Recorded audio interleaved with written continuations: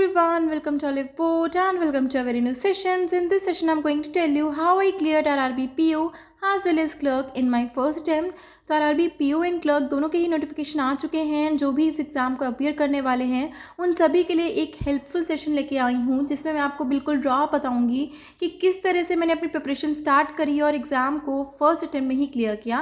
क्योंकि जब हम किसी एग्ज़ाम की प्रिपरेशन करते हैं तो काफ़ी सारे डाउट्स होते हैं कि हम एग्ज़ाम क्लियर कर पाएंगे या नहीं कर पाएंगे।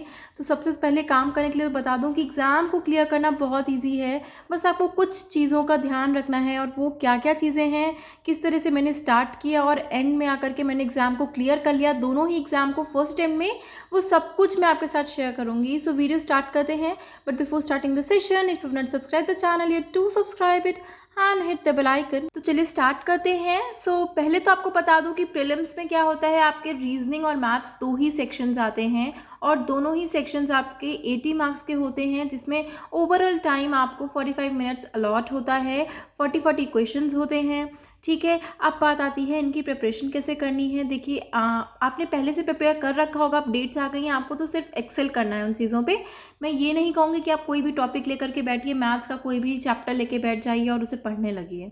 ठीक है, 40 क्वेश्चन हैं। आपकी ये स्ट्रैटेजी होनी चाहिए कि आपको पहले तो इनको एक्सेल करना है। देखिए, 1 बाय 1 चीज़ों को समझिएगा। मैं सब कुछ क्लियर करूँगी, कट ऑफ से रिलेटेड लेकर के हर चीज़ आपको क्लियर करूँगी। ठीक है, तो आप क्या करेंगे, पहले तो टॉपिक्स को एक्सेल करेंगे। वो किस तरह से करेंगे, पीडीएफ्स डाउनलोड कर सकते हैं, मिनी मॉक्स दे सकते हैं, सेक्शनल क्विजेस दे सकते हैं।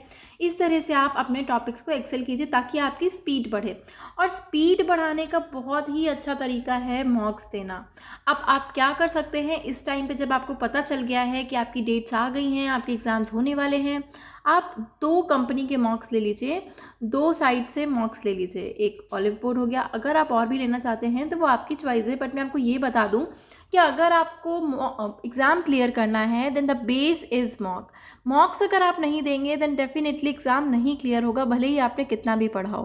क्योंकि देखिए 80 क्वेश्चंस हैं और 45 मिनट का टाइम है आपके पास में। तो उसमें क्या है कि हमको बहुत ध्यान देना है कि किस तरह से हम 45 मिनट्स में इन सभी क्वेश्चंस को, दोनों ही सेक्शंस को बैलेंस करके हमें किस तरह से मार्क्स गेन करने हैं।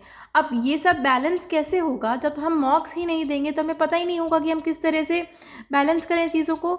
तो वही कह रही हूँ, आपको मॉक्स देना बहुत इंपॉर्टेंट है। कम से कम 2 रखिए। मैं क्या करती थी कि मैं अपने टाइम पे 3 से 4 कंपनीज़ के मॉक्स रखती थी ताकि मैं कहीं भी लैक मत करूँ। ठीक है, तो इसीलिए मॉक्स ज़रूर दीजिए, और मॉक्स देने से आपकी जो है स्पीड बढ़ेगी, और स्पीड पे ही पूरा गेम होता है। यहाँ पे क्वेश्चंस बिल्कुल टफ नहीं होते, मतलब बहुत टफ तो नहीं होते हैं। आपको ध्यान रखना है कि आपको उन्हीं क्वेश्चंस को करना है जिनको आप फटाफट से कर सकते हैं। यही स्ट्रैटेजी होनी चाहिए। ये नहीं कि आप कोई भी क्वेश्चन लेकर के बैठ गए अपनी ईगो पे कि नहीं ये कैसे नहीं हो रहा है, मैं करके ही मानूंगी। वो तब ऐसे नहीं होगा, क्योंकि 45 मिनट्स आपको बहुत बैलेंस करके चलना पड़ेगा। चाहे इधर आप 22 मिनट्स दीजिए, 23 मिनट्स दीजिए, या जैसे भी आपको सही लगता है, और मॉक्स दे के ही वो चीज़ आपको समझ में आएगी। ठीक है, तो इन सब चीज़ों का आपको बहुत ध्यान देना है। देन नेक्स्ट चीज़ आती है कि हम अटेम्प्ट्स कितने करें ताकि हम श्योर हो जाएं कि हमने एग्ज़ाम में जितने क्वेश्चंस किए हैं उससे हमारा सिलेक्शन हो जाएगा। देखिए, बेसिकली मैं आपको बताऊं तो सिर्फ अटेम्प्ट्स के पीछे मत भागिए, एक्यूरेसी बहुत मैटर करती है। बट यहाँ पे बहुत ज़्यादा एक्यूरेसी का इशू आपको नहीं आएगा, क्योंकि क्या होता है कि मैथ्स और रीजनिंग में लोगों के एक्यूरेसी से रिलेटेड डाउट्स तो नहीं होते, बहुत ज़्यादा प्रॉब्लम इससे नहीं होती। क्योंकि देखिए, मैथ्स की अगर बात करूँ तो क्वेश्चन आपका सॉल्व होगा, आंसर आएगा, तभी आप टिक लगा पाएंगे। वही चीज़ आपके रीजनिंग में है, अगर आपको कोई पजल सॉल्व होगा, उसके आंसर आ रहे होंगे, तभी तो ऑप्शंस में टिक लगा पाएंगे, वरना आप जान जाएंगे कि आपका बनाया हुआ पजल रॉन्ग है। तो एक्यूरेसी का इशू नहीं है। अब बात आती है तो कितने अटेम्प्ट्स होने चाहिए। 80 मार्क्स का पेपर होता है आपका प्रीलिम्स का। अब 80 मार्क्स में आप किस तरह से क्या करेंगे कि आप इतना तो कीजिए कि आप 65 अटेम्प्ट्स तो मिनिमम करके आइए। मैंने अटेम्प्ट्स किए थे 71 अटेम्प्ट्स। ठीक है, तो 71 अटेम्प्ट्स, चूँकि उस टाइम पे काफ़ी लोगों को वो हो रहा था कि 71 अटेम्प्ट्स कैसे कर लिया RRB PO के एग्ज़ाम में। बट अगर मैं आपको बताऊँ, मेरा जो फुल क्रेडिट जाता है वो सिर्फ और सिर्फ आपके मॉक्स को जाता है। यहाँ पे मैं किसी कंपनी का नाम नहीं ले रही हूँ, किसी उसका ऐड नहीं कर रही हूँ। आप सभी जानते हैं कि बहुत सारे प्लेटफॉर्म्स हैं जहाँ पर आप जा करके मॉक्स ले सकते हैं। ऑलिव बोर्ड तो आपको बहुत अच्छा लेवल देता है। अगर आपने ऑलिव बोर्ड के मॉक्स लगे, डेफिनेटली आपका एग्ज़ाम का लेवल आपको बहुत ईजी लगेगा। तो कुछ ऐसी कंपनीज़ हैं, कुछ ऐसी साइट्स हैं जहाँ का लेवल अगर आप लगाएंगे तो उनसे कम ही लेवल आपको एग्ज़ाम में मिलेगा।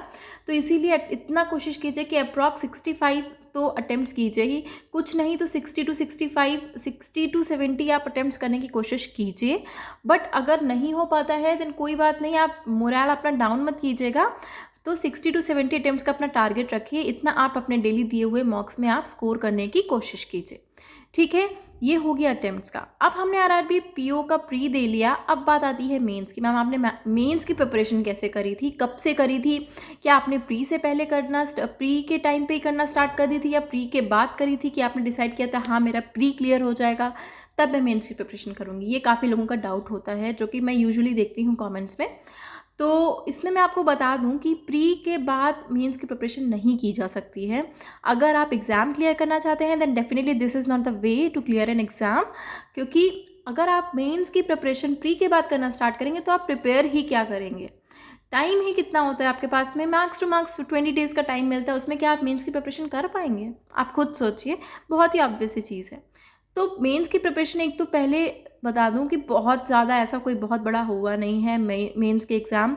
काफ़ी लोगों को बहुत डर लगता है कि मेंस का एग्ज़ाम बहुत टफ आता है, तो मैं बता दूं आरआरबी का लेवल इतना ज़्यादा हाई नहीं है जितना आपका आईबीपीएस पीओ का है। ठीक है, तो इसमें आपके क्वेश्चन सही रहते हैं, मतलब मॉडरेट लेवल के रहते हैं, ये नहीं कहूँगी ईजी रहते, ना कहूँगी बहुत हाई रहते, मॉडरेट लेवल के क्वेश्चन रहते हैं। एंड बेसिकली आपको वही चीज़, वही एजेंडा, वही फंडा कि आपको मॉक्स लगाना है। तो मेंस की प्रिपरेशन की बात करूं तो इसमें आपके 5 सेक्शंस होते हैं, English, maths, reasoning, GA and computer. तो कंप्यूटर की वजह से मैंने काफ़ी लोगों को देखा है कि वो अपना कंप्यूटर की वजह से ही लैग कर जाते हैं और उनका जो अटेम्प्ट्स है कंप्यूटर में जो सेक्शनल स्कोर है उसमें ही लो रह जाता है। तो उस स्टेज पे आपको नहीं आना है। कंप्यूटर की प्रिपरेशन अपनी पहले से स्टार्ट कर दीजिए। कंप्यूटर में लिमिटेड चीज़ है, लिमिटेड कोर्स है, उसको पूरा पढ़ लेंगे, उसी से ही आपके क्वेश्चंस आ जाएंगे। बहुत बेसिक क्वेश्चंस आते हैं, बिल्कुल भी टफ नहीं आते हैं। तो इसीलिए मेंस की प्रिपरेशन आप क्या कीजिए कि पहले से ही करना स्टार्ट कर दीजिए, अपनी प्री के टाइम से ही। वो उस टाइम से कैसे करना स्टार्ट कर सकते हैं, वहीं आप पीडीएफ्स, अपना हाई लेवल पीडीएफ्स, मॉक्स वगैरह लगाते रहिए। मॉक्स अगर आप नहीं लगा पाते हैं प्री के टाइम पे मेंस के, तो आप इतना कीजिए कि हफ्ते में एक मॉक तो दे ही लीजिए मेंस का, जब तक आपका प्री का एग्ज़ाम चल रहा है। ठीक है, तो मैं बताऊं अपना, तो मैं हफ्ते में 2 मॉक्स दे लेती थी प्री के एग्ज़ाम तक के, क्योंकि मैं मॉक्स पे बहुत डिपेंड थी। मैं अपने हर सेशन में यही बोलती हूँ कि मॉक्स पे बहुत फोकस कीजिए, क्योंकि अगर मैं किसी चीज़ को अपना क्रेडिट दूंगी एग्ज़ाम क्लियर करने को, कि अगर मैंने कोई भी एग्ज़ाम क्लियर किया है, इतनी ज़्यादा एज भी नहीं हुई और फर्स्ट अटेम्प्ट में ही क्लियर किया, तो सिर्फ और सिर्फ मॉक्स को क्रेडिट दूंगी। एंड डेफिनेटली आप सब भी अग्री करेंगे कि मॉक्स बहुत इंपॉर्टेंट होते हैं। ठीक है, तो आप क्या कीजिए कि प्री के टाइम पे आप हफ्ते में एक मॉक लगाइए। देन जब आपका मेंस का टाइम आता है, और हाँ जीए की बताऊं तो जीए आपको प्री, जब आपका वो पहले से पहले तरीका तो यही होता है कि आप 6 महीने, जब आपको पता है कि आपका एग्ज़ाम आने वाला है, तो उसके 6 महीने से पहले ही अपने जो हैं डेली करंट अफेयर्स नोट करना स्टार्ट कर दीजिए। बट इन केस आप नहीं नोट कर पाए हैं तो जिस दिन से भी नोटिफिकेशन आई है उस दिन से नोट करना स्टार्ट कर दीजिए, और पीछे का भी धीरे धीरे कवर करते चलिए। ठीक है, ऐसा नहीं है कि आप कवर नहीं कर रहे हैं। और हाँ, आपको बोल्ड जो करके सीरीज़ मिल जाती है, उसमें क्या होता है, ऑलिव बोर्ड का जो बोल्ड सीरीज़ आती है उसमें क्या होता है कि आपको जीए के जो भी करंट अफेयर्स होते हैं 1 मंथ का पूरा पूरा आपको पीडीएफ मिल जाता है। आप उस पीडीएफ को कम से कम नहीं तो 4 महीने का तो मगअप कर लीजिए बिल्कुल अच्छे से, तो आपका जीए ईजिली क्लियर हो जाएगा। मेरा भी जीए में बहुत ज़्यादा स्कोर नहीं था मेंस में, मैं आपको बिल्कुल फ्रैंकली बताऊंगी, जो चीज़ है वही बता रही हूँ, क्योंकि मैं ये नहीं चाहती कि आप लोगों को किसी भी डाउट में रखूँ कि इसमें मेरा बहुत स्कोर था, उसमें मेरा बहुत स्कोर था। जीए में मेरा बहुत ज़्यादा स्कोर नहीं था, क्योंकि मेरे टाइम पे जो एग्ज़ाम, जो फॉर्म आया था पेपर जीए का, वो बहुत टफ़ आया था, बहुत टफ़। ऐसा नहीं है कि सिर्फ मुझे ही टफ़ लगा, क्योंकि अगर सिर्फ मेरे लिए ही टफ़ होता तो उस टाइम पे इतना सेक्शनल स्कोर भी उसका कम नहीं जाता। तो उसका सेक्शनल स्कोर जो था वो पहले के टाइम से भी काफ़ी कम गया था, काफ़ी लो गया था, क्योंकि टफ़ था पेपर उस टाइम पे, क्योंकि बहुत ही इंटरनल चीज़ें पूछ ली गई थी। ठीक है, तो इसीलिए अपना 4 महीने का तो अपने जीए मगअप करके चलिए, कुछ नहीं तो आप बहुत ही ईजिली आप 15 to 20 मार्क्स ईजिली ले आएंगे। ठीक है। जिस टाइम पे आप एग्ज़ाम दे रहे हैं उस टाइम पे किसी भी चीज़ से मत डरिए। बस ये सोचिए कि इस टाइम में आपको कैसे कर कर अपना एग्ज़ाम क्लियर करना है, ठीक है? अपना बिल्कुल बेस्ट दीजिए कि आप एग्ज़ाम हॉल के भी बाहर निकले ना तो आपको ये गिल्ट नहीं होना चाहिए कि मैंने कोई चीज़ छोड़ दिया, मुझसे हो नहीं पाया, मैं अपना बेस्ट नहीं दे पाई। अपना बेस्ट दीजिए, बाकी किसी चीज़ की चिंता मत कीजिए, ठीक है? तो डेली मॉक दीजिए, भले ही आपको ये लग रहा हो कि आपका प्री क्लियर होगा, नहीं होगा, आप अपना अच्छे से मॉक्स देते रहिए, क्योंकि अगर आपका पहली बात तो क्लियर हो जाएगा, पर अगर नहीं होता है तो आपको कम से कम ये होना चाहिए कि आपका जो भी प्रिपेयर कर रहे हैं वो फर्दर एग्ज़ाम्स में आपके लिए काफ़ी ज़्यादा हेल्पफुल साबित होगा, ठीक है? तो बस इन्हीं चीज़ों का ध्यान रखिए, बिल्कुल भी डीमोटिवेट मत होइए किसी भी तरह से, किसी भी चीज़ से कि वैकेंसीज़ नहीं है, वैकेंसीज़ इनफ आई हैं, कोई भी चीज़ की टेंशन मत लीजिए, बस एग्ज़ाम अपना क्लियर कीजिए। मैं चाहती हूँ कि कहीं भी थोड़ा सा भी अगर ये सेशन हेल्पफुल होता है लोगों के लिए तो मुझे बहुत अच्छा लगेगा, क्योंकि मैं भी ऐसे ही सेशन से काफ़ी ज़्यादा मोटिवेट होती थी, अगर मैं आपको अपना बताऊँ। एंड अगर मुझे ये अपॉर्चुनिटी मिली है ऑलिव बोर्ड से कि मैं आप सबको मोटिवेट कर सकूँ या कहीं ना कहीं अपनी स्ट्रैटेजी अपना शेयर कर सकूँ, अपना एक्सपीरियंस, तो मुझे काफ़ी अच्छा लगता है। एंड आप लोग के कमेंट्स भी इतने अच्छे आते हैं तो मुझे अच्छा फील होता है। बस इसी तरह अपने कमेंट्स वगैरह शेयर करते रहा करिए रिव्यूज़ में, और कोई भी डाउट होता है, किसी भी तरह की सीरीज़ चाहिए, किसी भी तरह का आपको वीडियो चाहिए आरआरबी पीओ और क्लर्क से जो मेरी एंड से हेल्पफुल हो सकता है, तो मुझे कमेंट सेक्शन में बताइएगा, मैं डेफिनेटली ट्राई करूँगी। ओके, आप चाहते हैं कोई स्ट्रैटेजी चाहते हैं, या मॉक्स किस तरह से अटेम्प्ट करना है, क्या क्या मिस्टेक्स हैं जो आपको नहीं करनी चाहिए, ये सब के बारे में आप मुझसे पूछ सकते हैं कमेंट सेक्शन में। मैं डेफिनेटली वीडियो बना करके बिल्कुल ब्रीफ में आपको समझा दूँगी, ठीक है? बस अपनी प्रिपरेशन अच्छे से कीजिए और एग्ज़ाम को क्लियर कीजिए, ठीक है? तो अगर ये सेशन अच्छा लगा है then do like it, share it with your friends and don't forget to subscribe the channel and hit the bell icon. Thank you so much.